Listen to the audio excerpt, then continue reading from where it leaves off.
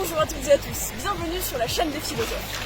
Nous voici actuellement à Villas-Plage pour le nouveau tournage du clip de Patrick Sébastien, Caliente Viva El Sol. Il nous a accordé 15 minutes d'interview, les voici. Évidemment par le théâtre. Vas-y, pose-moi tes questions. Mais déjà, comment vous allez, pour commencer? Vous allez bien, vous? Ah, moi ça va très bien, 70 balais, regarde. On ne peut pas aller mieux, on est en train de tourner un clip. On a fait un album il y a un mois et on tourne le clip ici, là, avec mes danseuses, avec des musiciens et le réalisateur qui est du coin. Et justement, quels sont vos autres projets pour 2024? Oula, plein de choses, des spectacles, beaucoup de spectacles. À Béziers d'ailleurs. Je fais la feria le 14 août. Ouais, des showcases, j'ai plusieurs formules. J'ai une formule avec les musiciens et j'ai une formule showcase, c'est-à-dire avec mes 4 danseuses et un DJ. C'est ce qu'on va faire à Béziers. C'est 1 heure, showcase, À Zinga? pour chanter les gens. Hein? Vous allez être à Zinga Zanga ou? Non, sur la place, là, Sur la place, devant le théâtre. J'ai ça, j'ai un autre spectacle plus intime que je fais dans les théâtres, qui s'appelle Hommage et dessert, où je rends hommage à mes vieux potes, à Gainsbourg, à Coluche, à tous ceux qui sont plus là. Il y a un bouquin que j'ai écrit qui va sortir en novembre, parce que je vais fêter mes 50 ans de carrière. Justement, pour parler de vos 50 ans de carrière, qu'est-ce qui vous a donné envie de vous lancer dans le monde du spectacle? Moi, j'ai toujours été un artiste. Moi, il faut que je crée, je fabrique. La vraie règle de ce métier, c'est de faire. Et comme me disait un chanteur qui s'appelle Charlie Cooter, c'est pas parce que ça se vend pas que c'est pas bien. Il faut faire les choses. Et surtout, faire ce qui est toi. Il ne faut pas essayer de faire des choses pour que ça marche. Il faut être le plus sincère possible. Tu as envie de jouer la comédie, il faut jouer la comédie. Tu as envie de jouer du drame, il faut jouer du drame. Maintenant, la comédie, c'est vachement bien. Ça t'aide en plus dans ta vie à toi. Ce métier, c'est pas regarder comme j'ai du talent, c'est partager. Moi, quand je monte sur scène, les gens ils chantent plus que moi. Tu leur apportes du bonheur et le bonheur qu'ils t'apportent, tu le reçois en retour. C'est un métier formidable. Après, c'est un métier très difficile. Tu vois, même moi, à 70 ans, avec tout ce que j'ai fait, j'ai commencé une carrière d'imitateur. J'ai fait 12 fois l'Olympia. J'ai fait des centaines de galas. Après, je suis passé à la télé. J'ai fait des centaines d'émissions. Le record d'audience de la télé, c'est moi qui l'ai. Avec une émission de divertissement, c'est 18 millions de téléspectateurs. Ah oui, quand même. Ouais, avec le Grand Bluff. J'ai fait des chansons pour m'amuser. Et en fait, elles sont partout. Elles sont dans les fêtes, et elles touchent même des mômes de ton âge. Et donc, j'ai toujours fait. Alors, ça m'a coûté cher. Parce qu'il y a les élites en haut qui n'acceptent pas que tu sois différent et que tu fasses ce que tu veux. Mais la liberté, un artiste, ça doit être libre de faire ce qu'il veut. Moi, ce que je vous conseille, c'est de faire ce que vous voulez, c'est-à-dire vous laisser porter par vos envies et par la générosité, c'est-à-dire partager avec les gens. C'est un partage, ce métier. Il n'y a que comme ça que ça marche. Moi, je suis monté à Paris il y a 50 ans, j'ai une valise, je connais personne, j'ai pas de sous. J'ai 600 balles, c'est-à-dire 100 euros, et des verres de bière. Oh, c'est quoi ça? Ouais, mais on est en train de faire un interview, les enfants. 5 minutes later. Moi, je suis reconnu quand même. Je fais des tours, on fait des spectacles, c'était pour un ou 2 festivals, il y a 30 000 personnes. Et puis je fais en même temps des petits théâtres où il y a 800, des petits cafés-théâtres. Est-ce que vous avez fait du théâtre, justement? Non, alors, si, quand j'étais au lycée, j'avais un prof qui nous a fait faire un peu de théâtre. Mais moi, j'ai tout appris sur le tas. J'ai pas appris à chanter, j'ai pas appris à faire de la musique, je suis musicien parce que j'ai l'oreille, je suis compositeur, je suis mélodiste et mes musiciens m'apportent le reste.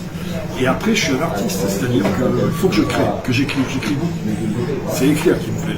Moi je voulais être prof de lettres. Tu vois, je suis allé loin de ce que je dis. Et j'avais un prof de philo qui m'avait dit, il faut pas vivre pour penser, il faut penser à vivre. Donc c'est vrai que le futile, je l'ai choisi exprès. Le mec il faut c'est un beauf, c'est machin, tout ça. Le principal, c'est que tu rends heureux des gens. Et qu'aujourd'hui, j'ai je peux taper à n'importe quelle porte en France, on va m'ouvrir. Ça, c'est vachement bien. Il faut choisir à un moment, il y a Serge Lama qui avait très bien dit ça dans une chanson. Entre le noble et le vulgaire, choisir entre la popularité et la respectabilité. La respectabilité, c'est les médailles, les machins, les prix, bon, j'en fous, ça m'intéresse pas. Ce qui m'intéresse, c'est l'émotion que j'apporte aux gens. Et je sais que je fais encore chanter des mômes qui ont ton âge. Dans les fêtes, je touche beaucoup les handicapés mentaux, bizarrement. Vous aimez ça aider les gens avec... Moi, j'ai été par élevé son comme fait. ça, je suis humaniste. J'aime les gens. Dans la pièce qui est là, il n'y a pas une seule personne que je considère comme inférieure ou supérieure. Pour moi, je respecte tout le monde. Le respect, c'est la base de tout. On vit dans une société qui, hélas, n'est pas basée là-dessus. Et c'est bien dommage. Et c'est à vous, les mots, à réinstaller ça, à réinstaller les choses simples. Et donc, dans ce que vous faites là, c'est vachement bien de créer, fabriquer des choses, même si c'est pas bien, même si... Et puis tu te gourres au début, tu te gourres souvent. Ce métier, c'est tomber, se relever, tomber, se relever. C'est ça qui est passionnant d'ailleurs. C'est qu'à mon âge, à 70 ans, avec tout ce que j'ai fait, je suis encore obligé de me battre. Mais ça me plaît. D'ailleurs, ça me plairait pas de prendre date, quoi. Je veux dire, je vais pas partir à la pêche. Avec tout ce que j'ai vécu, je vais pas partir à la pêche. Mais surtout, ce que je voulais, c'était... moi, quand je suis monté à Paris, c'était rencontrer mes idoles. Et mes idoles, à l'époque, c'était de Dassin, Claude François, Alain Delon, et c'est devenu des amis. Et moi, ça, c'est ma plus belle récompense. Tout le reste. Alors, par contre, il y a des mômes aujourd'hui qui me regardent comme ça, pareil. Vous êtes fous. Vous êtes fous. Et c'est compliqué pour nous, parce qu'il y a les réseaux sociaux qui sont un poison. Oui. On est jugé sans arrêt. Il y a des a priori, il y a les jugements, c'est terrible. Vous êtes affecté, vous, par exemple, par le jugement? Je ne suis pas affecté parce que je m'en fous aujourd'hui, mais ça pourrit beaucoup de choses. On pourrait très bien donner son avis en étant bienveillant. La bienveillance, c'est important, c'est ça qui fait avancer. La rancune, ça fait avancer personne. Cracher sur les gens. Tu te rends compte, tu te lèves le matin en me disant, tiens, je vais balancer sur ça et ça. Alors c'est ce qui a changé aussi à la télé, c'est pour ça que ça ne m'intéresse plus. Avant, pour passer à la télé, il fallait du talent. Maintenant, il faut juste un avis. Voilà. Tu as un avis, tu vas t'asseoir autour d'une table et tu donnes ton avis. Mais tu crées rien. C'est pas avec ça qu'on va inventer des... Est-ce que justement, ça vous plairait de pouvoir permettre de changer un peu le monde de la télé et de permettre de créer à la télé? Non, tu t'aperçois avec le temps, tu t'aperçois que tu ne changes rien du tout, tu subis. Tu subis l'évolution des choses. Il faut s'adapter. L'intelligence, c'est la faculté d'adaptation. Donc vous pensez pas que... Et puis surtout, ce que je pense, c'est que moi, ce monde-là ne me plaît pas. Parce que moi, je viens d'une génération où on a vécu un monde extraordinaire. Les années 80, il y avait la liberté, il y avait de la création, il y avait beaucoup moins d'a priori. On était, je te jure qu'on était vachement bien. Donc à partir du moment où ce monde d'aujourd'hui me plaît moins, je me fabrique le mien. Avec mes potes, mes musiciens, mes potes, les amis qui sont là, qui ont les mêmes valeurs que nous. Et j'encourage les mômes à se créer leur monde à eux, avec des gens qui pensent comme... mais des passionnés. L'erreur, ça fait partie du parcours. Se tromper, se bourrer, faire un truc qui n'est pas bien, ça fait partie. Par contre, ce qu'il ne faut pas, c'est la mauvaise volonté. C'est la mauvaise foi et la mauvaise volonté. Là, tu n'arriveras à rien. Jamais. Et s'il y a un mot important dans vos métiers, c'est le partage. Pour vous, quel est l'échec duquel vous avez le plus appris? Tous. Il y a plein d'échecs, on n'apprend que de ça. On se gourre sans arrêt. Il n'y en a pas un qui vous a marqué? Enfin, je veux dire... Non, c'est les coups de la vie, les blessures de la vie. Moi, j'ai un fils qui avait ton âge qui s'est tué au poteau. Donc, une fois que tu as passé ça, après, derrière, le reste, c'est rien.